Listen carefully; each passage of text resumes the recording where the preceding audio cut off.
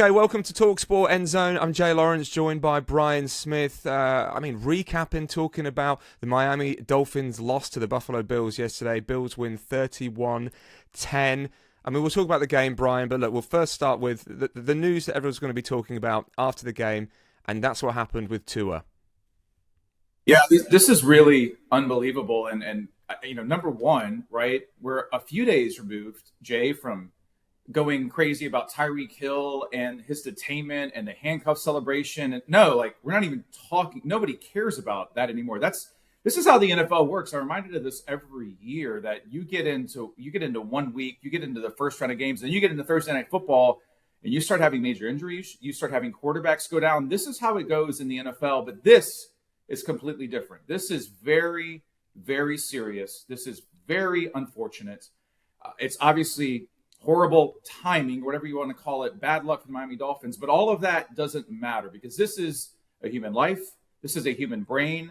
This is a situation that has to be taken seriously. And we saw last night, Jay, that NFL stars, huge NFL names, Pro Bowlers, people who are in the Hall of Fame, immediately came out and said that Tua should never play again. And I could not agree more. I don't know how. I'm not a medical doctor. I'm not in the medical room with Tua, but you can go off common sense. You can see when he has the fencing, when he can't move his hands. I have covered NFL quarterbacks who have had these situations before, and they have been affected for the rest of their career. They've had to miss time. This is 3 concussions in 2 years. I don't see how in the world it makes sense for the Miami Dolphins, for the NFL, and for Tua for him to play again this season. If he doesn't play again this season, I'm not sure he plays again for the rest of his career. So Tua Tagovailoa, the Miami Dolphins quarterback, so he left in the third quarter of the game. He collided with Damar Hamlin, of course, who's who was, what a surreal, insane full circle that is, right? Yeah, exactly. The defensive back for the Buffalo Bills. As you say, this is multiple concussions over the last few years for Tua Tagovailoa. You talk about the possibility of retirement there, and that is something that Tua himself was vocal about over the last 18 months, 2 years. Yeah, so that's what's so crazy about this, right? Is he's at Alabama with Jalen Hurts. He becomes the biggest name in college football. He's the next great thing. The NFL could not wait to get its hands on him. He's a little undersized. I mean, he's taller than I am. he's 6'1", listed at 225 pounds. But in the NFL, he's not Josh Allen. He's not Ben Roethlisberger or even, Peyton Manning, Tom Brady type. He is a smaller quarterback. He's done a good job. It's not like he's a true dual threat who's running all the time. He's more of a pocket-type passer. He will occasionally run. And he ran into issues early in his career where he was getting injured. He wasn't able to stay on the field. But it all changed in 2022 when he had a concussion. He had the fencing-type systems. He missed time. And there was a lot of controversy back then. Everyone's forgotten about it. But whether the Dolphins rushed him back. And I remember Mike McDaniel, who's now everyone's favorite head coach. But at the time, he was involved in that. There was some serious criticism about that. And there was a feeling that the Dolphins had rushed him back. That's obviously on the player. Ultimately, it's going to be the player's call. Tua comes back. He has another concussion. And ever since then, the entire story, the narrative around Tua has changed. He is very, very good. He led one of the best offenses in the NFL last year. But since 2022, Jay, he's talked about taking martial arts to learn how to fall better, which I always thought was kind of a weird thing because on one hand, that makes sense and that sounds cool. And you're like, okay, you're learning whatever was jujitsu or whatever he was doing to try to fall better. On the other hand, it's professional football. It's the NFL. And we saw that last night. These things happen in split seconds. And so his brain takes over, speaking of, and he's like, I'm going to try to run for this first down, right? It's human instinct. It's what you've been doing since you were a child. And he dives in to try to get the first down, even though it's 31-10 at the end of the third quarter. He's trying to make a play to turn something around, to lead them to a crazy comeback. His instincts take over, and his head goes down. And he collides with Damar Hamlin. It was a safe play. It was a fine play. And he immediately goes down. And that has always been the problem. That this is what the NFL has dealt with for the last 10 years. Once you have that first concussion, you are more likely to have more concussions. And it is a serious problem. And this is why you have the Guardian caps. This is why you're seeing, the NFL throughout training camp players were using these protective paddings, and it looks like something out of a sci-fi movie. It looks like Mars Attacks, but they're trying to protect because, knee injury, elbow and ankle doesn't matter compared to a head injury where it's going to affect you for the rest of your life. And so this has been a struggle for Tua. This has been a struggle for the Dolphins. This is an ongoing struggle for the NFL. This is exactly what the NFL did not want to have to be dealing with after week 1. But Tua's problem is he is undersized. It's his 3rd concussion in 2 years. He's talked about retiring before. I believe he mentioned that his mom kind of wanted him to maybe retire.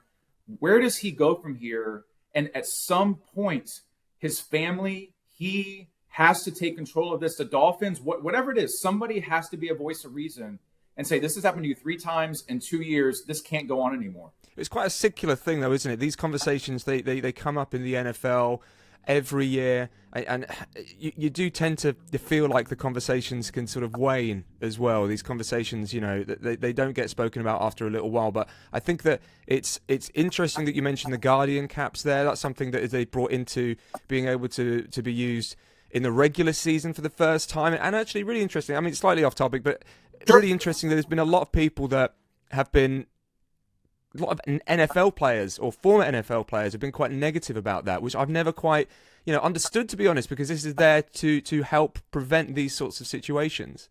That's a great point. And this is like, I always say, I love the NFL, but I've always had serious problems with the NFL too. And this is the real world pro-con love-hate of the NFL. It is still an incredibly dangerous, violent sport. I played it through high school. I remember just insanely getting my head bashed around. And, obviously I don't need to tell you about my, less than amazing football younger days. But I remember how violent football was. And I wasn't playing in college. I wasn't playing in the NFL.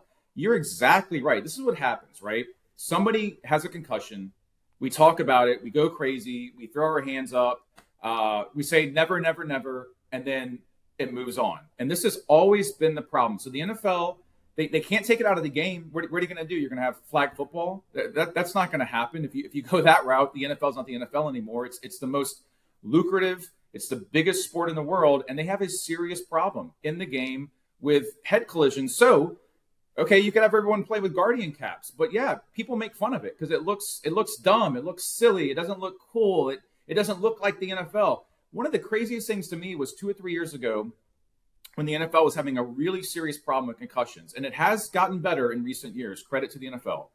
But you would always hear from players, from fans, on social media, like, football isn't football anymore. And it used to be so dangerous. It used to bring back the violence. Like, what are we talking about? Gladiators? Is this Rome? Or are we throwing people to the lions? That's basically the mentality at times. And that's never made sense to me. We've seen in the last few years, you can have these incredible offenses, the Kansas City Chiefs, and you can make the game as safe as possible, but there's no way around it. It will always be, as long as you have pads on and helmets and you're flying at full speed and you've got these guys who are these just insane athletes. For my money, the greatest athletes in the world, when you combine power with speed and precision, those collisions are almost inhuman that you have. They were not having these 100 years ago. People were not this powerful. They were not this fast. So, yeah, what do you do? Do you have everyone? Do you mandate everyone has to wear a Guardian cap?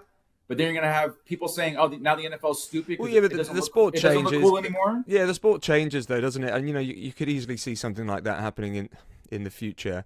Look, we better talk about the game. We better talk about the game. I mean, that's going to be the talking point after this game. Obviously, Tua Tagovailoa and everything that's happened with him. Let's talk about the game.